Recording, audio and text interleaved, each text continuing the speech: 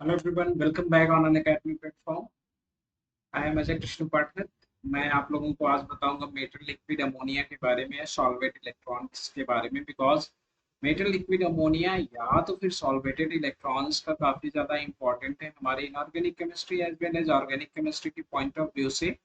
और साथ ही साथ काफी ज्यादा क्वेश्चन पूछता ही है ऑर्गेनिक केमिस्ट्री में, तो इसका काफी ज्यादा एप्लीकेशन है। Because there is a lot of reaction that takes place in presence of solvated electron. Reduction की बहुत सारी रिएक्शन है, बट बेसिकली इनऑर्गेनिक केमिस्ट्री के पॉइंट ऑफ व्यू से इसकी जो इम्पोर्टेंस है उसके बारे में भी बात करेंगे, थोड़ा इसके नेचर के बारे में बात करेंगे, और ये भी देखेंगे कि किन किन मेटल के साथ मेटल लिक्विड अमोनिया एग्जिस्ट करेगा या सॉल्वेटेड इलेक्ट्रॉन एग्जिस्ट करेगा, उसकी प्रॉपर्टी, उसके कलर पे क्या क्या फर्क पड़ेगा। Okay, so let's start. आइए आप सभी लोग हम लोग बात करते हैं। बेसिकली अगर जब मैं सॉल्वेटेड इलेक्ट्रॉन्स के बारे में बात करता हूँ, तो सॉल्वेटेड इलेक्ट्रॉन क्या होता है कि एक फ्री इलेक्ट्रॉन होता है जब हम सोल्यूशन में इसे डिसॉल्व कर देते हैं। ज्यादातर अगर हम बात करते हैं अनदर सोल्यूशन के रेस्पेक्ट में, तो सॉल्वेटेड इलेक्ट्रॉन जो है बाकी सारे सोल्यूशन में डिसॉल्व होने की प्रोबेबिलिटी कम होती है। बट जनरली जब हम अमोनिया के सोल्यूशन के बारे में बात करते हैं या हेक्सामिथाइल फास्फोरामाइड के सोल्यूशन के बारे में बात करते हैं, तो जो मेटल्स होते हैं उनके इलेक्ट्रॉन्स के डिसॉल्व होने की प्रोबेबिलिटी सबसे ज्यादा होती है। जैसे फॉर एग्जांपल अगर हम डिस्कशन करें, अगर मैं बात करना चाहूँ इसके रिस्पेक्ट में, जैसे हमारे पास कोई भी मेटल है, मेटल को आपने अगर डिसॉल्व किया तो इलेक्ट्रॉन इसने दिया। ये कुछ भी आपका सोल्यूशन हो सकता है, जिसमें मैं अमोनिया सोल्यूशन के रेस्पेक्ट में बात कर रहा हूँ कि अमोनिया सोल्यूशन के रेस्पेक्ट में जो है ये डिसॉल्व हो जाता है। बट यहाँ पे जो इंट्रैक्शन होगा इलेक्ट्रॉन का, वो किससे होगा?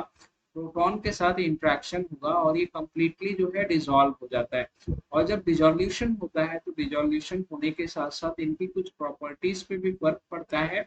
उन प्रॉपर्टीज पे फर्क कैसे पड़ता है उसके बारे में बात करेंगे। यहाँ कौन कौन से मेटल होंगे जो इस तरह की प्रॉपर्टी शो करेंगे, और इन इलेक्ट्रॉन का क्या एप्लीकेशन होगा उसके बारे में भी बात करेंगे। तो बेसिकली जब हम बात करते हैं, तो जब मेटल को हम डिसॉल्व करते हैं, मेटल को लिक्विड अमोनिया सॉल्यूशन में अगर हम डिसॉल्व करते हैं, खास करके we are talking about alkali metal को जब आप डिसॉल्व करते हो, तो ये ब्लू कलर शो करता है। ब्लू कलर पहले जो सबसे ज्यादा इंपॉर्टेंट है कि ये ब्लू कलर शो करता है। इसका जो कलर होता है डार्क ब्लू कलर होता है। बट जब हम बात करते हैं तो ये ब्लू कलर डिसअपियर भी होता है या कलर चेंज भी होता है। और जब ये ब्लू कलर शो करता है, तो जब सॉल्वेटेड इलेक्ट्रॉन के रेस्पेक्ट में बात करते हैं, तो ये सॉल्वेटेड इलेक्ट्रॉन क्या होते हैं? अनपेयर्ड होते हैं। अनपेयर्ड होते हैं, और अनपेयर्ड जब ये होंगे तो ये क्या कैसी प्रॉपर्टी शो करेंगे? पैरामैग्नेटिक प्रॉपर्टी शो करेंगे। तो आपके लिए ये भी काफी ज्यादा इंपॉर्टेंट है कि जब लिक्विड अमोनिया का सॉल्यूशन ब्लू कलर शो करता है तो कैसा होता है? पैरामैग्नेटिक होता है या डायामैग्नेटिक होता है। लेकिन जैसे ही आप क्या करते हो, कंसंट्रेट सॉल्यूशन के बारे में बात करते हो, मतलब 3 मोलर के ऊपर बात करते हो, 3 to 4 मोलर के आसपास की जब आप बात करते हो लिक्विड अमोनिया सोल्यूशन के बारे में जब डिस्कशन करते हो, तो ब्लू कलर जो होता है वो चेंज हो जाता है। और चेंज होके किस में चेंज हो जाता है? आपका ब्रॉन्ज कलर में। ब्रॉन्ज कलर, या तो फिर हम किसके बारे में बात करें, कॉपर कलर में जो है वो चेंज हो जाता है। और यहाँ पे जो इसकी मैग्नेटिक प्रॉपर्टीज पे जो फर्क पड़ता है, जब ये ब्रॉन्ज कलर की बात करते हैं, तो ब्रॉन्ज कलर के केस में क्या हो जाता है कि ये डायामैग्नेटिक प्रॉपर्टी शो करने लगता है।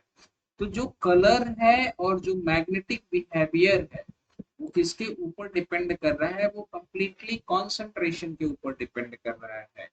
और जो ये कलर शो करता है, वो कलर शो करने के पीछे रीजन जो होता है, सॉल्वेटेड इलेक्ट्रॉन। ये जो सॉल्वेटेड इलेक्ट्रॉन है, जब आप इन्हें लिक्विड अमोनिया में डिसॉल्व करते हो, तो जो ये सॉल्वेटेड इलेक्ट्रॉन है, ये जो रेडिएशन एब्जॉर्ब करते हैं, वो कहाँ की रेडिएशन एब्जॉर्ब करते हैं? विजिबल विजिबल रेंज में जो है रेडिएशन एब्जॉर्ब करते हैं। और विजिबल रेंज की रेडिएशन एब्जॉर्ब करके ये ब्लू कलर या आपको कॉपर कलर शो करते हैं। But always remind, the blue colour appeared in low concentration, but when we increase concentration up to 3 molar, then the color will be disappeared to changed in what? copper color and the paramagnetic behavior, a magnetic behavior of the solution also change. In blue color solution कैसा है, paramagnetic, while in copper color solution कैसा है, diamagnetic. तो ये काफी ज्यादा important है इसके रिस्पेक्ट में। आगे अगर हम इसके रिस्पेक्ट में बात करें कि कौन कौन से मेटल ऐसे हैं जो लिक्विड अमोनिया सॉल्यूशन में डिसॉल्व होंगे, तो हम अगर डिस्कशन करते हैं तो मोस्ट ऑफ हमारे जो अल्कली मेटल होते हैं वो क्या होते हैं, वो लिक्विड अमोनिया सॉल्यूशन में डिसॉल्व होते हैं। जितने भी आपके अल्कली मेटल मेटल होते हैं सारे लिक्विड अमोनिया सॉल्यूशन में क्या होते हैं, डिसॉल्व होते हैं। अल्कलाइन अर्थ मेटल के बारे में बात करें तो अल्कलाइन अर्थ मेटल में कैल्शियम, स्ट्रोंटियम, बेरियम, ये भी क्या होते हैं, लिक्विड अमोनिया सॉल्यूशन में डिसॉल्व होते हैं। Magnesium is also dissolve in liquid ammonia solution and using an in electrolytic process giving characteristic blue colour, ये भी आपका कैरेक्टरिस्टिक ब्लू कलर देता है। तो मोस्ट ऑफ जो ब्लू कलर ही देते हैं, बट डिपेंड किस पे करता है, कंसंट्रेशन डिपेंडेंट होता है। अगर आप कंसंट्रेशन को चेंज करते हो तो कलर के चेंज होने की प्रोबेबिलिटी इंक्रीज कर जाती है। और हम बात करें तो यूरोपियम एंड यूट्रेबियम जो भी है आपके inner transition metal, they also dissolve in liquid ammonia solution and say similar characteristics with respect to alkali metal and alkaline earth metal।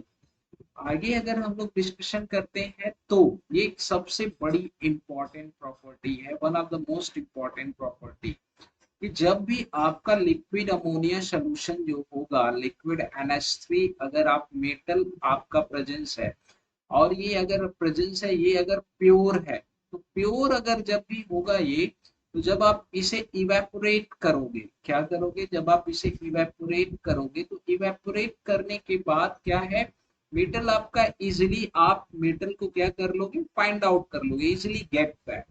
if pure then on evaporation metal get back easily, but अगर impure होगा, कोई और impurity अगर इसमें present होगी, तो जब हम बात करेंगे और जब आप वो इवेपोरेट करोगे इम्प्योर सोल्यूशन को, इम्प्योर सोल्यूशन अगर है जब आप उसे इवेपोरेट करोगे तो किसके फॉर्मेशन के चांसेस हैं, अमाइड के फॉर्मेशन के चांसेस हैं। ये मेटल और ये आपका क्या, NH2 प्लस H2, अमाइड के फॉर्मेशन के चांसेस हैं। बट ये किसके केस में, this exist in what, this exist in only alkali metal.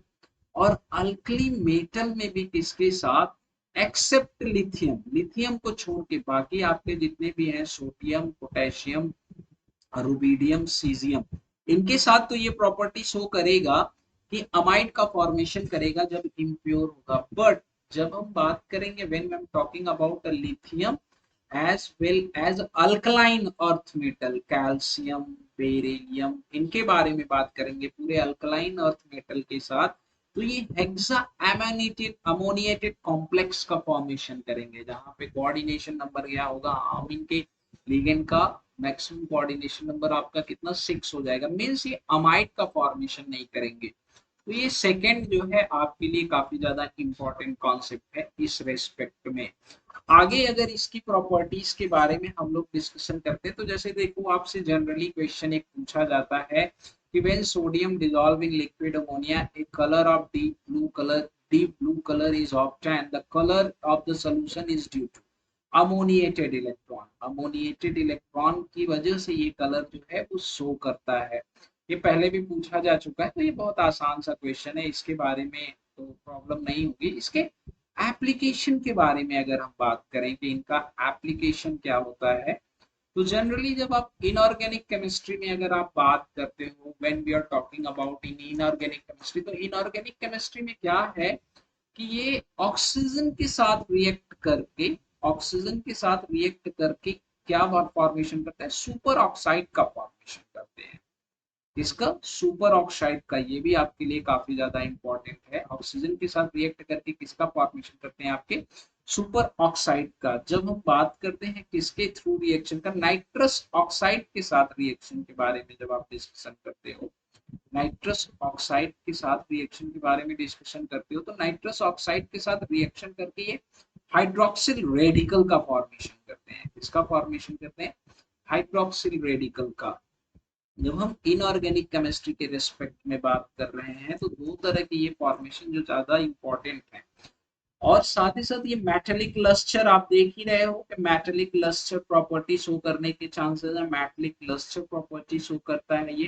ठीक है, आगे अगर हम बात करें तो इनकी जो सबसे ज्यादा इंपॉर्टेंट प्रॉपर्टी है किसमें? ऑर्गेनिक केमिस्ट्री में। when we are talking about in case of organic chemistry, तो organic chemistry में क्या है? they behave as a reducing agent। कैसा बिहेवियर शो करते हैं ये? रिड्यूसिंग एजेंट की तरह बिहेवियर शो करते हैं। इसके रेस्पेक्ट में सबसे आसान रिएक्शन आपकी क्या है? आपने बर्च रिडक्शन के बारे में बात की है या आप लोगों ने बर्च रिडक्शन के बारे में पढ़ा होगा। जब हम बर्च रिडक्शन के बारे में बात करते हैं तो जब आप लिक्विड अमोनिया सोल्यूशन आप यूज करोगे, आपका कोई आर है, तो टू टाइप्स के प्रोडक्ट के बनने के चांसेस होते हैं लिक्विड अमोनिया सोल्यूशन में। एक तो ऐसा प्रोडक्ट बन जाए, 1,4 रिडक्शन ये शो करते हैं, एक ये प्रोडक्ट बन जाए प्लस एक ये प्रोडक्ट बन जाए। इसमें भी आप देखोगे तो आपका क्या है? 1,4 रिडक्शन ही हो रहा है। बट ए बनेगा मेजर कि बी बनेगा मेजर, ये डिपेंड किस पे करता है? आर के नेचर पे। अगर आर आपका इलेक्ट्रॉन विड्राइंग ग्रुप है तो किसका फॉर्मेशन होगा? ए टाइप के प्रोडक्ट का। अगर आर आपका इलेक्ट्रॉन रिलीजिंग ग्रुप है तो किसका फॉर्मेशन होगा? बी टाइप के प्रोडक्ट का होगा। और साथ ही साथ यही एक ऐसा मेथड है जिसका आप यूज करके अल्काइन को जो है आप क्या करते हो? यू आप जब इस मेथड का यूज करते हो तो अल्काइन जो है कन्वर्ट किस में होती है? अल्कीन में कन्वर्ट होती है। तो इस पॉइंट ऑफ व्यू से भी एक काफी इंपॉर्टेंट मेथड है कि जब हम सॉल्वेटेड इलेक्ट्रॉन का यूज करते हैं तो अल्काइन जो है वो अल्कीन में कन्वर्ट होती है। लेकिन किस टाइप के अल्कीन में कन्वर्ट होती है, ये सेलेक्टिविटी इसकी काफी ज्यादा इंपॉर्टेंट है। जब आप आर आर इसका रिएक्शन कराते हो लिक्विड अमोनिया सोल्यूशन में, जब आप करा रहे हो तो ये किसमें कन्वर्ट होता है? आपका अल्कीन में। और अल्कीन जो कन्वर्ट होता है किसमें? ई अल्कीन में मेजर कन्वर्ट होता है इन कंपैरिजन टू जेड के। क्यों होता है ये? इसकी मैकेनिज्म पे डिपेंड करता है। साथ ही साथ हम बात करते हैं तो बाउल्ट ब्लैंक रिडक्शन के बारे में भी आप बात करते हो। बाउल्ट ब्लैंक रिडक्शन के बारे में जब आप डिस्कशन करते हो तो यहाँ पे भी आपका क्या होता है? ये एस्टर को किसमें कन्वर्ट करता है? एस्टर का कन्वर्जन किसमें करता है? एस्टर का कन्वर्जन नॉर्मल अल्कोहल में कन्वर्ट करता है। तो ये कुछ ऑर्गेनिक पॉइंट ऑफ व्यू से इसके एप्लीकेशन है, कुछ इनऑर्गेनिक पॉइंट ऑफ व्यू से इसके एप्लीकेशन है। बट जो सबसे ज्यादा इंपॉर्टेंट चीज है वो इनके कलर के रेस्पेक्ट में जो ये स्टेटमेंट एज वेल एज इनके मैग्नेटिक प्रॉपर्टीज के रेस्पेक्ट में जो ये स्टेटमेंट है, और साथ ही साथ कौन कौन से मेटल एग्जिस्ट करेंगे, ये statement is the most important. और साथ ही साथ अमाइड का फॉर्मेशन किसके साथ करेगा और हेक्सा अमोनिएटेड कॉम्प्लेक्स का फॉर्मेशन किसके साथ करेगा, कौन कौन से मेटल डिसॉल्व है, कलर किस वजह से शो करता है, ये सारा इसके रिस्पेक्ट में काफी ज्यादा इंपॉर्टेंट है। तो अनअकैडमी प्लेटफॉर्म को फॉलो करिए ऐसे ही इंटरेस्टेड नॉलेज के लिए। अनअकैडमी प्लेटफॉर्म को फॉलो करिए और हमारे प्लेटफॉर्म पे सब्सक्रिप्शन परचेज करिए, बिकॉज यहाँ पे आपको वेल सिस्टमैटिक कोर्स के थ्रू प्रिपरेशन कराई जाती है। लाइव इंटरेक्टिंग क्लासेस में आप पार्टिसिपेट कर सकते हो। साथ ही साथ जो है आप अपनी चॉइस के बैच और टीचर से पढ़ सकते हो। आप leader board participate, live poll and leader board participate में पार्टिसिपेट करके अपनी प्रिपरेशन को और ज्यादा स्ट्रॉन्ग कर सकते हो। लर्न एनी टाइम एनीवेयर का कॉन्सेप्ट है, इंटरनेट कनेक्टिविटी होनी चाहिए। वीकली टेस्ट सीरीज में पार्टिसिपेट करके वीकली प्रिपरेशन आप अपनी मॉनिटर कर सकते हो। प्राइस काफी ज्यादा अफोर्डेबल है, प्राइस कुछ खास नहीं है। Two types of subscription are available on our platform, plus and iconic. तो प्लस में बात करें तो आपको इंडियाज बेस्ट एजुकेटर मिलते हैं, आइकॉनिक में भी India's best educator. Personal coach आपको आइकनिक में प्रोवाइड किए जाते हैं। इंटरेक्टिव लाइव क्लासेस प्लस और आइकनिक दोनों जगह मिलती है, but personalize doubt solving facility जो है वो आइकनिक में मिलेगी। स्ट्रक्चर कोर्स एंड पीडीएफ आपको दोनों जगह प्रोवाइड किए जाते हैं, बट प्रिपरेटरी स्टडी मटेरियल जो है वो आइकनिक में मिलेगा। लाइव टेस्ट एंड क्विजेस दोनों जगह है, but after cracking your examination if you want to prepare for interview then this preparation is available in what iconic के फी के बारे में बात करें तो 24 मंथ के कोर्स की फीस 45,000 रुपीज है, 12 मंथ के कोर्स की फीस 26,000 रुपीज एंड 6 मंथ के कोर्स की फीस 18,000 रुपीज है। रेफरल कोड आप यूज करोगे तो आपको इन फीस स्ट्रक्चर पे भी मैक्सिमम डिस्काउंट मिलेगा। 24, 12 एंड 6 मंथ के कोर्सेज पे no cost EMI option available है। यहाँ पे आप नो कॉस्ट ईएमआई पे भी इसे परचेज कर सकते हो, लेकिन परचेज करने के लिए सबसे ज्यादा इंपॉर्टेंट आपके पास अनअकैडमी लर्निंग ऐप होना चाहिए। नहीं है तो फटाफट से डाउनलोड कर लीजिए, इंस्टॉल कर लीजिए, कोर्स सेलेक्ट कर लीजिए और कोर्स सेलेक्ट करने के बाद अगर आप प्लस परचेज करने में इंटरेस्टेड है तो प्लस के फी के बारे में बात करें तो 24 मंथ के कोर्स की फीस 17,000, 12 मंथ का अगर आप लेना चाहते हो तो 12,325, 6 मंथ का लेना चाहते हो तो 9,860, 3 मंथ के कोर्स की फीस 6,250 रुपीज है। यहाँ पे भी रेफरल कोड आप अप्लाई करोगे तो आपको क्या मिलेंगे, maximum discount, no cost EMI option जो है 6 मंथ, 12 मंथ और 24 मंथ के कोर्सेज पे अवेलेबल है। जो लोग कंफ्यूज रहते हैं कि उन्हें कौन सा सब्सक्रिप्शन लेना चाहिए, मैं बता दूं कि जिन लोगों ने एमएससी पास आउट कर लिया है उनके लिए 6 मंथ का सब्सक्रिप्शन बेस्ट है, और जो लोग एमएससी फाइनल ईयर में है उनके लिए 12 मंथ का, और जो लोग एमएससी में एडमिशन लिए हैं अभी उनके लिए 24 मंथ का कोर्स है, ताकि आप जब कॉलेज से बाहर निकलो तो आप सीएसआईआर के एग्जाम को क्रैक करने के लिए कैपेबल रहो, एज वेल एज आप गेट के एग्जाम को भी क्रैक करने के लिए कैपेबल रहो। साथ ही साथ ये सब्सक्रिप्शन जो है आपके एकेडमिक प्रिपरेशन के लिए काफी ज्यादा हेल्पफुल होंगे, जिससे आप एमएससी में मैक्सिमम मार्क्स भी गेन कर सकते हो। तो रेफरल कोड यूज करना मेरा मत भूलिए जब भी आप सब्सक्रिप्शन परचेज करने जाएं। मेरा रेफरल कोड जो है क्रिस10 है, जिसमें आपको फायदा होगा और हमें भी फायदा होगा। अपनी प्रोफाइल कंप्लीट करने के बाद जब आप पेमेंट के लिए जाएंगे तो you can use your debit card as well as a credit card. If you use EMI option then you can also use your debit as well as credit card. You can have a registered UPI ID, तो आप उससे भी payment कर सकते हो। Net banking है तो उससे भी पेमेंट कर सकते हो। मींस पेमेंट के लिए मल्टीपल ऑप्शंस हैं, तो पेमेंट करने की कोई प्रोबेबिलिटी, कोई परेशानी नहीं होगी। सभी लोग फटाफट सब्सक्रिप्शन परचेज करिए and thanks a lot for watching this video and don't forget to like share subscribe. Subscribe कर लीजिए ताकि आपको ऐसे ही interested fact within a minute, कुछ समय में आपको एग्जाम के रिलेटेड इंपॉर्टेंट क्वेश्चंस से रिलेटेड जो है आपको फैक्ट्स मिलते रहे और आप इजिली एग्जाम में अच्छा कर सको। तो मिलते हैं नेक्स्ट सेशन में ऐसे ही कुछ इंटरेस्टेड कॉन्सेप्ट के साथ। छोटे से वीडियो में मोस्ट ऑफ कॉन्सेप्ट इंक्लूड होंगे। तब तक के लिए बाय बाय, टेक केयर।